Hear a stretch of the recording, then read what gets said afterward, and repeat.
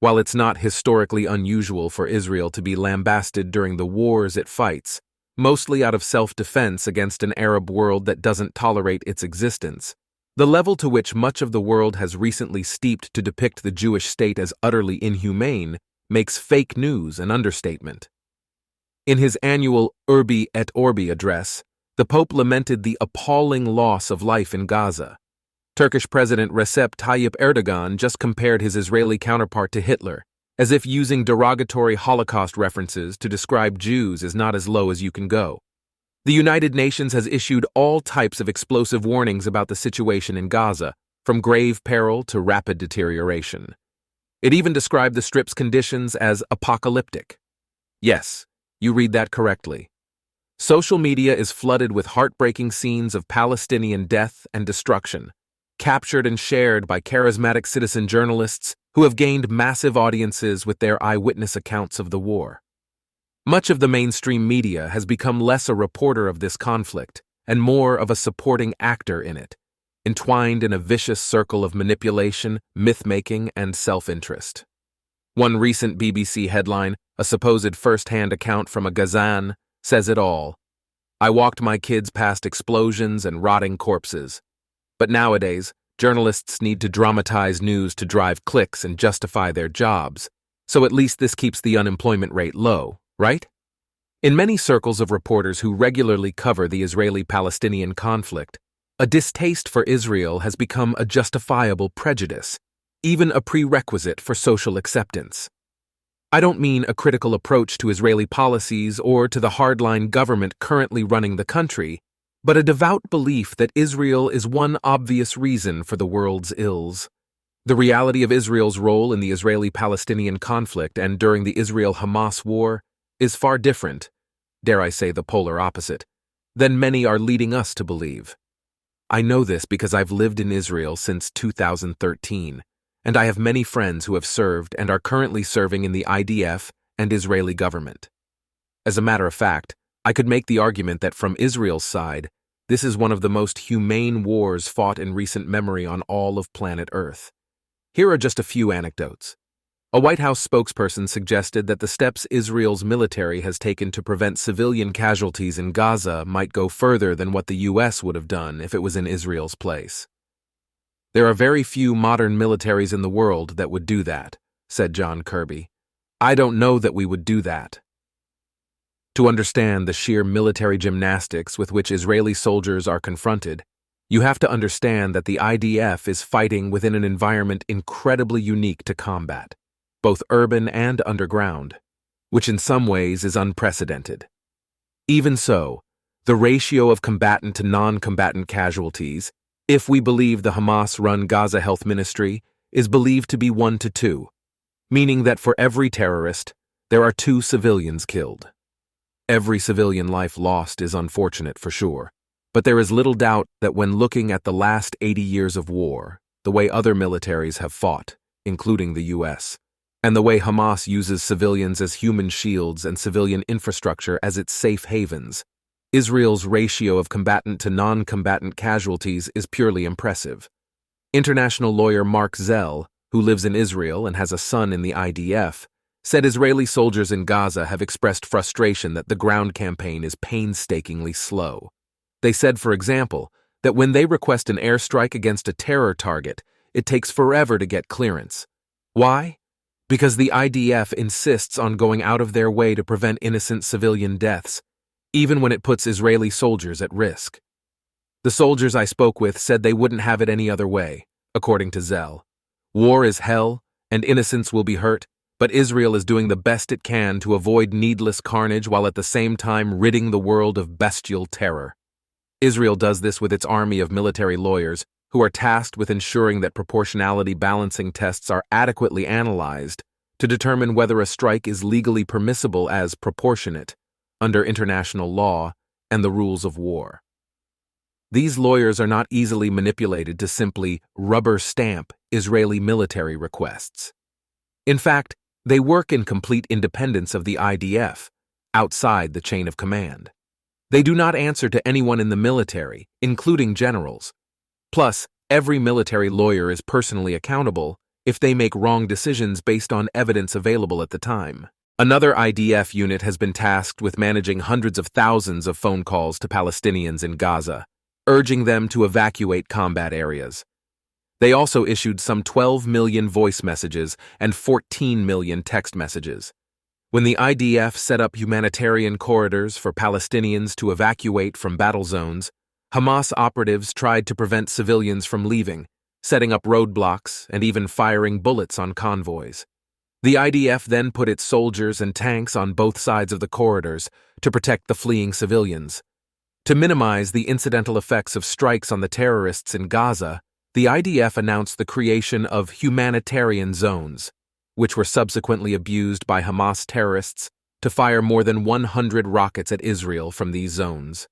Aid agencies and Palestinians who have arrived to these humanitarian zones describe them as a cruel mirage amid Israel's military response to Hamas's massacre on October 7th. But unlike European and other countries which readily welcomed Ukrainian refugees after Russia invaded Ukraine in 2022, not a single one of the dozens of Arab and Muslim-majority countries offered to temporarily host Palestinian refugees. But hey, there's nothing like the one big Arab and Muslim family, right? For now, the least bad of all the bad options is to keep displaced locals in Gaza, providing protection and humanitarian assistance where they are. The only problem is that Hamas steals their humanitarian aid and abandons them. In one video circulated on the platform X, formerly Twitter, an Israeli Druze soldier brought food to civilians after Hamas raided the stocks of aid. In another video, an IDF officer asked a Gaza resident if Hamas operatives are taking supplies from the humanitarian services.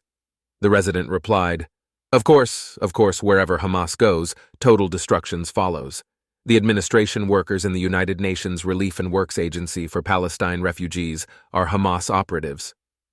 Recently, more than 10,000 parents of IDF soldiers signed a letter to Israel's prime minister, demanding that he end the humanitarian aid to Gaza, claiming that the aid is endangering their children since it ends up in Hamas's hands. Instead, Israel's war cabinet voted to approve the reopening of Israel's Kerem Shalom crossing for additional entry of humanitarian aid. Egypt's Rafah crossing, which before then was the only one open for entry of aid, has only been able to keep up with 100 trucks per day, even after Israel began using Kerem Shalom for inspections, in addition to its Nitzana crossing. The IDF also provided substantial humanitarian aid to the notorious Shifa hospital, while also assisting in evacuation efforts. According to the Army spokesman, the IDF supplied over 6,000 liters of water and more than 2,300 kilograms of food, including essentials like fish, canned food, bread, spreads, and dates. Several media outlets reported that the IDF gave a 1-hour notice to leave, and there were also false claims that more than 7,000 people were forced to flee. Contrary to this fake news, the IDF did not mandate the evacuation of patients or medical staff. Instead, it offered to support any medical evacuation requests. What's more, a Hamas terrorist wounded in fighting in Gaza was taken for treatment to an Israeli hospital in Petah Tikva, some 80 kilometers from the Strip. The move was in apparent contravention to an Israeli health ministry decision made in the immediate aftermath of Hamas's October 7th onslaught that captured terrorists would only be treated in IDF or prison service medical facilities. But the terrorist was so seriously injured in fighting that they transferred him to the Central Israel Hospital. With all this said, there's no question that Israel's military campaign in Hamas-infested Gaza hasn't been flawless. Naturally, an extraordinary letdown to all those who believe Israel should be the only country in the history of the world that's expected to be perfect at all times, in any situation, at every point in time, notwithstanding the current Israel-Hamas war. All facetiousness aside, Israeli soldiers have made many mistakes during this conflict, ranging from unintentional to irresponsible, idiotic, and unprofessional, just like soldiers in every army, ever. Some of these mistakes shouldn't have happened in the first place, and from what we're told, these soldiers are reprimanded. But many of these mistakes are in intense human, that is emotional, psychological response to the uncanny evil of Palestinian terrorism, which knows no bounds. In one story, a 4-year-old Palestinian girl was found by IDF soldiers wandering alone in Gaza. They took care of her, gave her something to eat and drink, and returned her to the locals through the International Red Cross. Later it came out that she was not an innocent, lost child. Rather, she had been sent by Palestinian terrorists to scout the whereabouts of IDF troops and report back so that the terrorists could attack Israeli soldiers. In another astonishing story, a Palestinian terrorist hid out under the wheelchair of an elderly woman. When the IDF soldiers approached, the terrorist opened fire. It really doesn't matter whether all Palestinians support or tolerate Hamas, or whether they're just scared to act against it for fear of retribution. But it does illustrate the exorbitant challenges that Israeli soldiers face as they work to eradicate Palestinian terror in Gaza and create the reasonable conditions for safety on Israel's borders. At the same time, no one in Israel is denying the ugly reality in Gaza. But it's not the ugliest of realities. It's not the methodical use of human shields and civilian infrastructure to shelter terrorists and their weapons. It's not the redirection of humanitarian aid to build hundreds of kilometers of underground tunnels for the purpose of smuggling and protecting these terrorists. It's not beheading babies, raping and mutilating women, and disgracefully kidnapping dozens of children, including a 9-month-old baby, and elderly people. It's not calling these behaviors mere acts of resistance and liberation. It's not bullying the United Nations and International Red Cross into being servants for Islamic jihadists. It's not the genocidal, eliminationist ideology inspired by Islam. It's not constructing an entire socio-political architecture of anti-Semitism that spans academia, religion, politics, and culture. It's not the countless Muslim preachers who regularly encourage intolerance, hate, and terrorism.